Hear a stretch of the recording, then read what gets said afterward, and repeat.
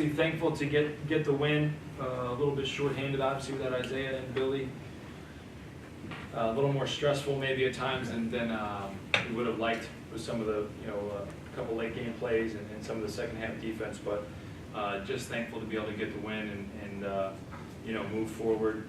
The president told me at the earlier press conference that we had to win the game tonight, so that's what we try to go and do. Different feel without Isaiah on the floor. I mean, 2 games now without him completely, and he has to score 74 points and shoot 52% from the floor tonight. Yeah, I don't know. Obviously Isaiah's an important piece of our team. He's our leading scorer. I thought, there were some good driving lanes guys had. I thought, obviously we shot the ball well from 3, better than we've shot it all year long by far. But, we'd still rather have him out there. Some guys were out there for extended minutes that make you stressed. But Matty obviously hit some huge shots late. Kayvon made some really big plays in the second half. I thought Tate really stepped up offensively in the second half. Made his free throws and a couple putbacks in the first half that kind of gave us some life, but then some finishes and some big plays late. So it's nice to see 4 guys in double figures and Clyde not far behind with 8. But we got to be able to produce that way on a regular basis, whether he's in the lineup or he's not. Those 3 guys obviously have the ability to step up on any given night.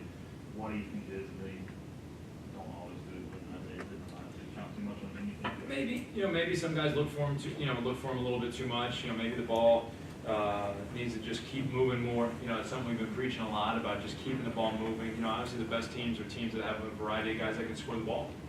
And obviously we understand, that Isaiah is a guy who's going to be a shooter and a scorer for us. But we got to make sure that there's always that good ball movement and we're always taking good shots. And I thought, tonight for the most part we took really good shots all night long and we're able to be successful on those shots. What can you tell us about Isaiah and Billy? Just day to day, really. I think it's some minor stuff that they're some stuff that maybe we weren't sure how serious it was, but it turned out to be more minor, and it's kind of day to day.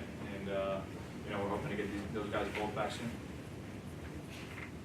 How beneficial do you think the new arena will be towards your recruiting efforts? I don't think you can even start to describe how beneficial it can be. I think if you go out in July when college recruiting is going on and you sit with every coaching staff across the country, everybody has a new arena coming, and 98% of them aren't happening. Everybody's got a plan in their drawer with a plan in it that has a new arena and all this kind of stuff. And to actually have ours that's going to be coming to fruition is really remarkable. And I think even in the short time that we've known that it's actually going to happen, and we've been able to share some of the animation with recruits, it's been something that's really been exciting, for them to see. And even the opportunity next year to play some of our games again at PPG is something that's exciting for recruits.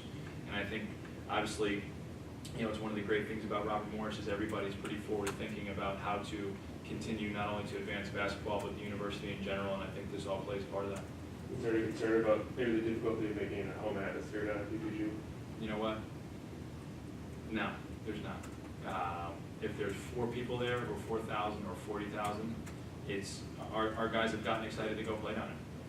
And it's a professional arena, right? With professional amenities, with all the bells and whistles that guys like to be able to play in with.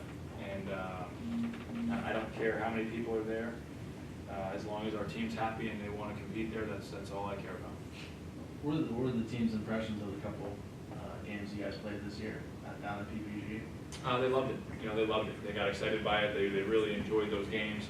Obviously playing Duquesne is a city rivalry game, and so that has a little bit of special meaning to it, in itself. But they really enjoyed it. They really get excited to go down there and play. I think they feel like they're big time when they're down there. So hopefully we can keep that going. About a year and a half ago, plans were thought about building this thing. Now today it came to fruition. What's the cost of that? Is it just such a relief that you can finally really move forward with this? I wouldn't say it's a relief. You know, I would say there's really a sense of pride. I was talking to one of our guys from institutional advancement today who was a big part of this whole process, and he called me at 8:30 this morning, and I thought he was going to jump through the phone. He said it was like the NEC championship for him today in the institutional advancement world, right? This is something that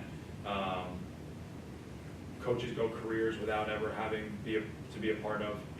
Some of our younger guys are going to get to fully experience this facility, which is incredible.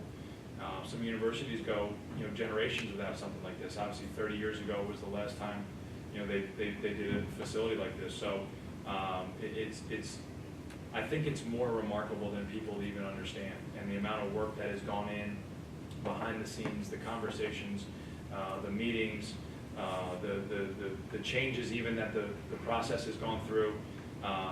Most people have no idea what all that took, right? And I'm forever thankful to a lot of people who did a lot of really hard work to make this happen for the benefit of not only our program, but for the university as a whole. And so that doesn't get lost on me, and I think my job is to make sure it doesn't get lost on our team, right? There's even some guys that I've coached in the decade that I've been here that, saw this plan last year, the Jeremy Chappelles and the Velton Joneses and the Rob Robinsons and the Mezzanine Wigways and the Tony Lees, and they said, hold on, you're getting what? They're already pissed enough about the locker room improvements we got after in 2013. Now they're really going to be pissed when they see this building get built. But what happens is, because of a lot of the hard work that they had done and guys before them, this becomes a possibility, and now our current players have to understand that it's their job to continue to move the program forward and leave it better than they found it. Now, what's this do for the standing in the conference? Building in a new facility, were you falling behind other universities in the conference, or with their facility? I don't know if we were necessarily falling behind. I think, when Monmouth and Quinnipiac were in our league, I think that they had two beautiful facilities.